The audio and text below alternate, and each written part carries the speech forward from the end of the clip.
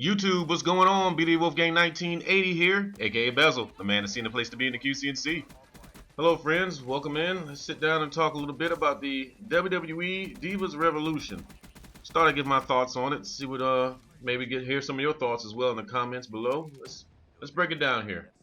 Now, I'm going to recap this. This has been going on for the past month and a little bit of change, but I'm going to start with the August 24th edition of Raw. Reason being, that was the same weekend we had SummerSlam. The night before that, we had maybe one of the best women's matches in quite some time between Sasha Banks and Bayley at the NXT TakeOver Brooklyn pay-per-view, or special event, whatever you want to call it. So we're going to start with the 24th edition of Raw, okay? The Divas came out with a Miz TV segment right from the start. Now, this was brutal, all right? You had PCB, Team Bella. The Miz, unfortunately, was by far the most entertaining in this segment. For so much momentum. Now, bear in mind, I want to keep focusing in. This is right after NXT TakeOver and SummerSlam. They should be literally red hot on top of the mountain, dictating to us what we should find entertaining, as opposed to the other way around. PCB is just flat out brutal on the mic. The crowd was silent. We got a little bit of church audience action here. The crowd was just completely silent. Now, bear in mind, Team Bella isn't setting the world on fire either, but they have some credibility due to the fact that their leader is the champion. Now, like her, hate her, love her, whatever you want to do. But, as you know, I'm kind of an old school wrestling fan. If somebody's got the belt, they deserve some respect for that. So, at the end of the day, they have some credibility because the champion is the leader of their stable. That being said, there was the match. The match was Team Bella versus PCB, and it was completely brutal. And I mean brutal to whole. All that momentum, all that big talk, all this hype, for what? For nothing. Now bear in mind, Raw was pretty good last week, or the post-SummerSlam edition. At least in my opinion. And you all know that I actually respect women's wrestling. I owe my love of wrestling to one of the little old ladies, as we used to call them back in the day. So I've always respected women's wrestling. But they lost me on this one, and they lost the crowd. We want Sasha chants. We got AJ Lee chants. We got Blue Pants chants. We even got CM Punk chants. Now, it got to the point where I wanted to kind of skip through this, which I never do, but I was just so disappointed. I feel like we just took a trip in the Wayback Machine, and this is just... the past month of build-up has been completely for nothing. The announcers were talking about the Dudley Boys. We got the Wave, like, this is an old NBA game or old soccer game back in the day. At least we didn't get boring chants, right? Nope, I spoke too soon. We actually did get some boring chants. Now, Team Bella wins the match. The crowd cheered because they were probably most likely glad it was over. Now, less than 48 hours ago, we had a treat of a women's match at the TakeOver Brooklyn. As I said earlier, I mean, come on. Give Sasha some FaceTime, people. Split up these teams, this nonsense, unless you do an all NXT Diva team.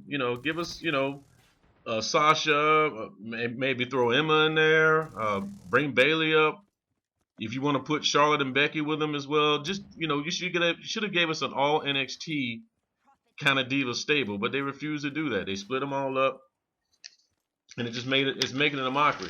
I'm going to get down to my real thoughts on it when we get to the end here. Now let's recap the Divas segment from the August 31st edition of Monday Night Raw.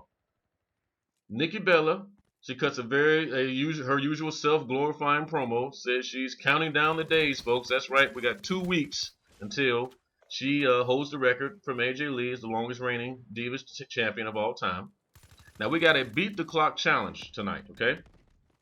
Whoever had the shortest amount of time, or, whoever wins the clock challenge, will be the #1 contender for the Divas title at Night of Champions. The first match was Becky Lynch versus Alicia Fox. We get Let's Go Becky chants. Not too many, not too loud, and unfortunately not for very long. And let me just stop right here. Something is amiss here. Something's a little absent. Where is Team Bad? But let's keep on going. 2 minutes in, the crowd is they've given up. They're done. Becky wins the match in 3 minutes, 21 seconds. Crowd was glad it was over.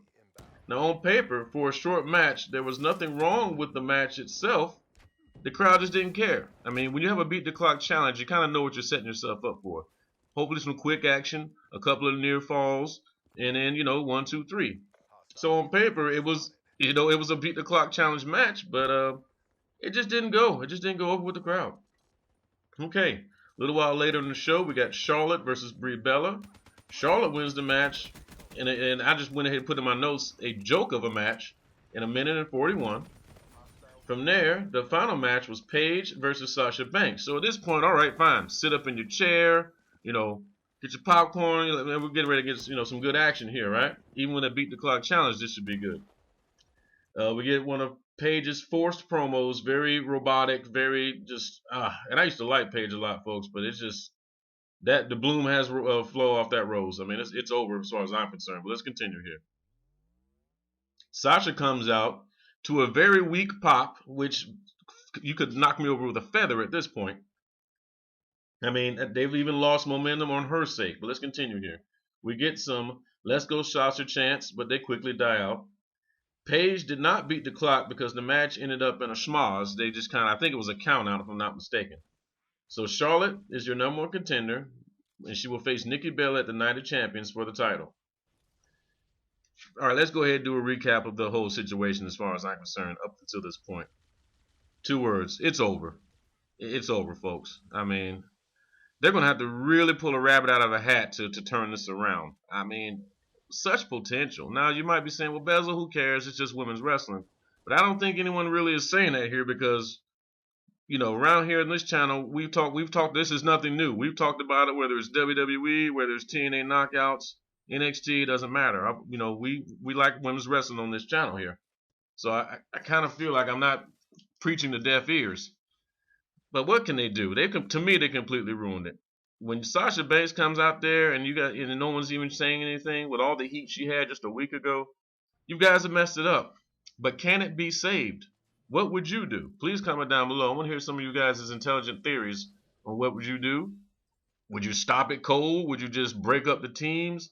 Maybe even give us a little bit of dissension in the whole PCB thing. Do something. I mean, it's not too late. That is the beauty of pro wrestling. It's very rarely ever too late.